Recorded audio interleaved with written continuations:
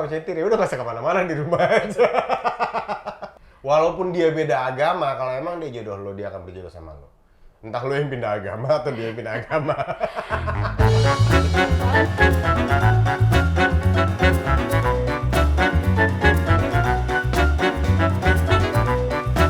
Assalamualaikum warahmatullahi wabarakatuh. Welcome back to 123 cicetnya Baba dan Dibo. Ridwan dan Putri. Oh iya salah. Nggak apa-apa, inilah rumah tangga yang udah agak 5 tahun ke atas gitu ya, agak udah aus gitu. Nggak Baba apa-apa. Ridwan dan Baba Putri. Baba Putri. Baba Ridwan dan Ibu Putri. Ya. Liar Iya, kurang nggak kopi. apa-apa. Pokoknya makanya nih teman-teman semua yang udah hadir di sini, mungkin ada yang baru pertama kali juga ya.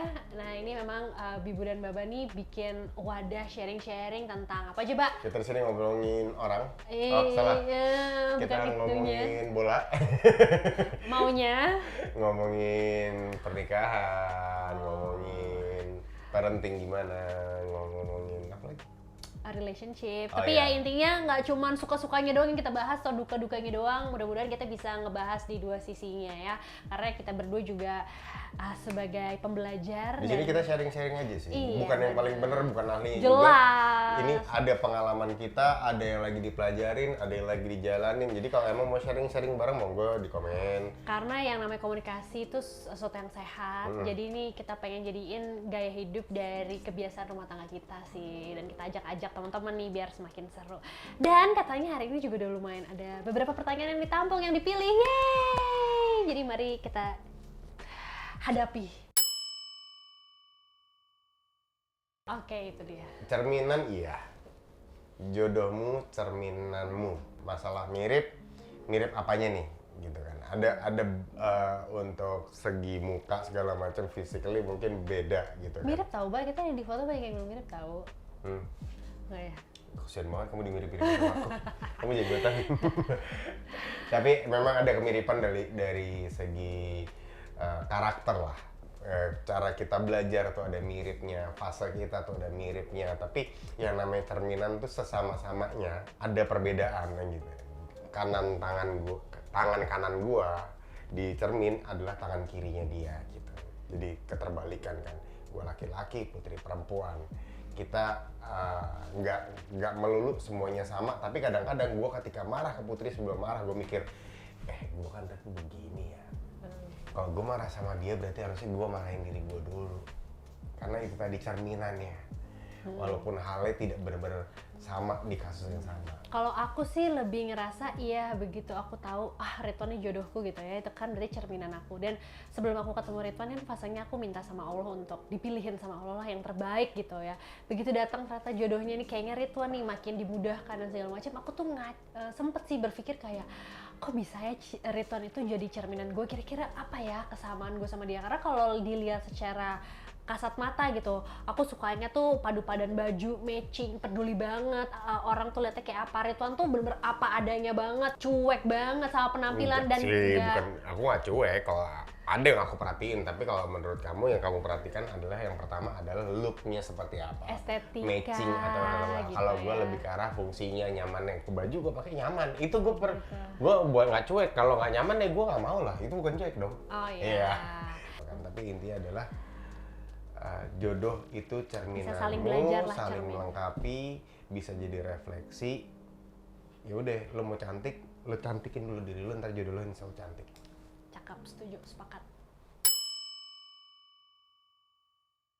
Oke. Ya sih, tadi pembahasan completing each other gitu loh, Mbak. Karena emang sebenarnya itu penting banget ada di tahapan suatu hubungan gitu, bahwa kita nggak cuma nyaman jadi diri sendiri, tapi juga nyaman menyamankan orang lain gitu. Gimana, ada yang mau kamu ceritain nggak? Iya, kalau teorinya kan pasanganmu akan menyempurnakan dirimu, dirimu adalah akan menyempurnakan pasanganmu, gitu kan. Jadi lo nggak akan bisa dapat pasangan yang sempurna, tapi lo akan membuat dia sempurna. Dengan cara seperti apa?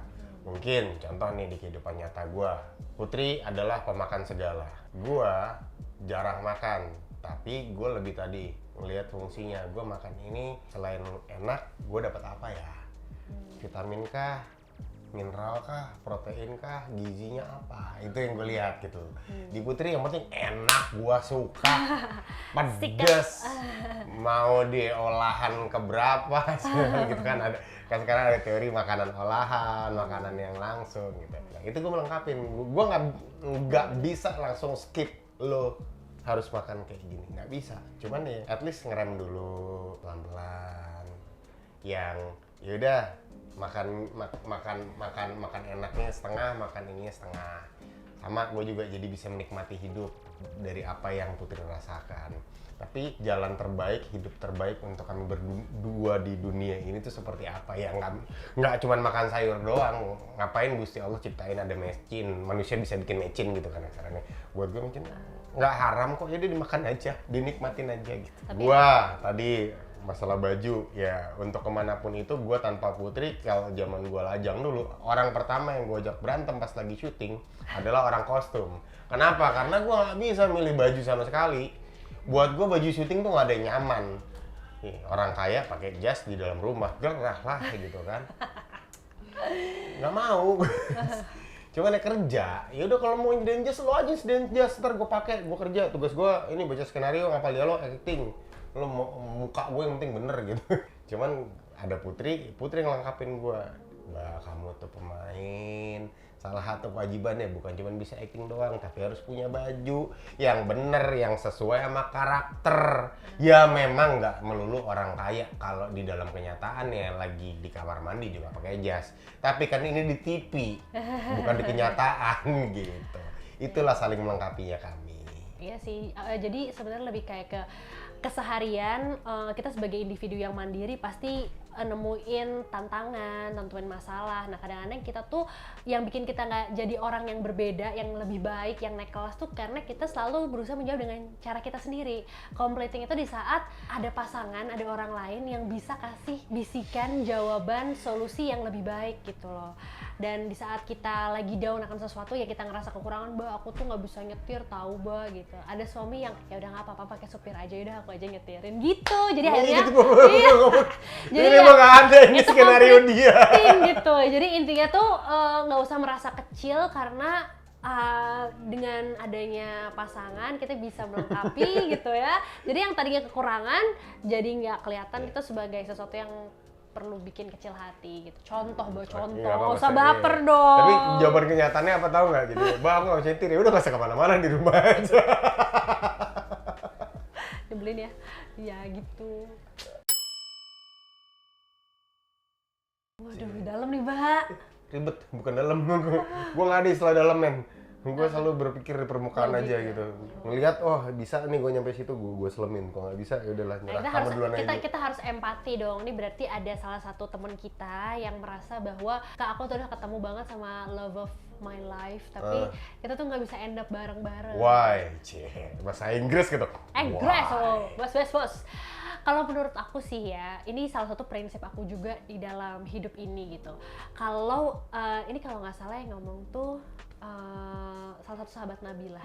Jadi beliau berkata, apa yang menjadi rezeki atau jodohmu itu tidak akan melewatkanmu. Kalau itu sesuatu jodoh atau rezekimu masih akan menghampirimu walaupun rasanya nggak mungkin gitu. Jadi percayalah kalau misalnya walaupun kamu ngerasa dia he's the one atau she's the one, terus kalian udah ngerasa completing each other, tapi kok kita nggak bisa dipersatukan dalam rumah tangga misalnya gitu, nggak bisa nih ke jenjang berikutnya, ya berarti simply itu ya ternyata perkiraan kamu tuh salah, dia tuh bukan jodoh kamu. Karena yakinlah kalau itu jodoh kamu, beneran jodoh tuh nggak akan kemana. Dan kalau memang dia rezeki kamu, somehow, some way itu akan dimudahkan dan kamu akan bersama. Jadi kalau misalnya ternyata udah dijalanin A, B, C, D, E dan itu tidak bersama, maka ikhlaskanlah. Karena ternyata memang itu pasti Tuhan yang menciptakan kita tuh tahu bahwa yang terbaik buat kamu adalah tidak bersama dia gitu. Oke, tawakal berarti. Ikhlas pada qada dan qadar sih lebih tepatnya.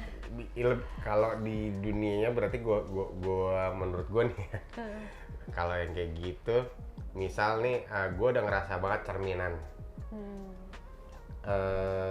tapi kok susah untuk buat bersatu gitu. Balik lagi, berarti perasaan lo salah, kemungkinan ya boleh diikhtiarkan, tapi kalau ini ibarat kata orang tua ngasih tahu anaknya jangan makan ciki kebanyakan. Dari sudut pandang anak, kenapa ciki itu nikmat banget gitu kan. Ciki itu jodohku gitu kan. Itu bukan perasaan berarti, itu nafsu.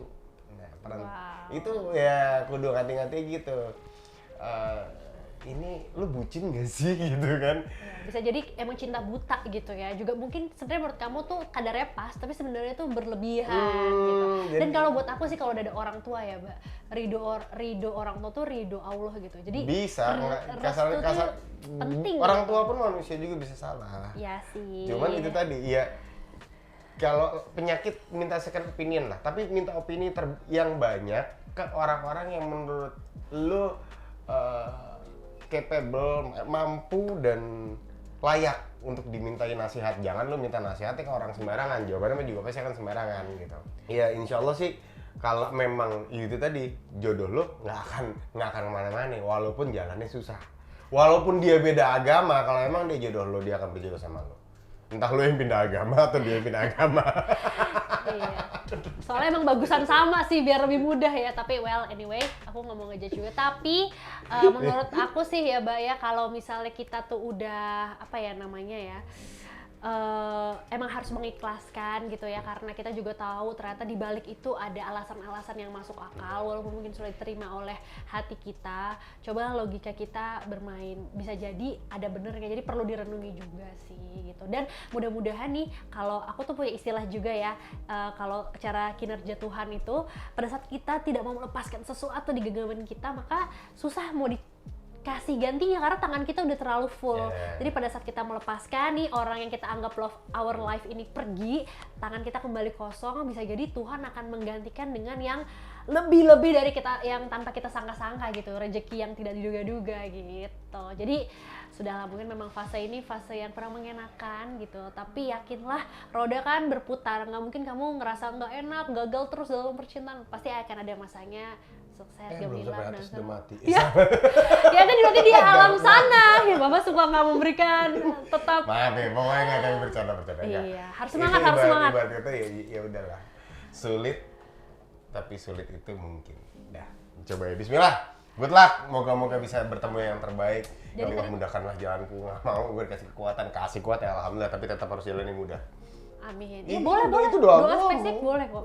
Karena pertanyaan terakhir kayaknya sangat membuat kamu lelah ya, berat ya. Udah, bentar lagi ya. Jadi kayaknya kita udahin dulu ngobrol-ngobrol hari ini. Mudah-mudahan tadi yang buat yang apa namanya, yang emang lagi sulit nih masalah jodoh nih.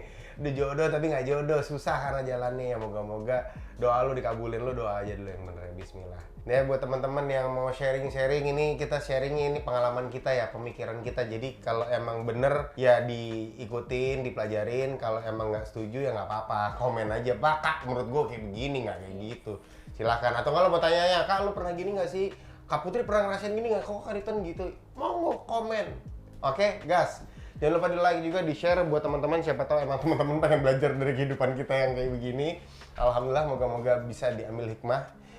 Ya udah, kita ketemu lagi di next podcast. Gua Babar Talbegani dan aku Bibu Aditya Putri. See you. Assalamualaikum warahmatullahi wabarakatuh. Bye bye. Bye bye dong, Mbak. Dadah.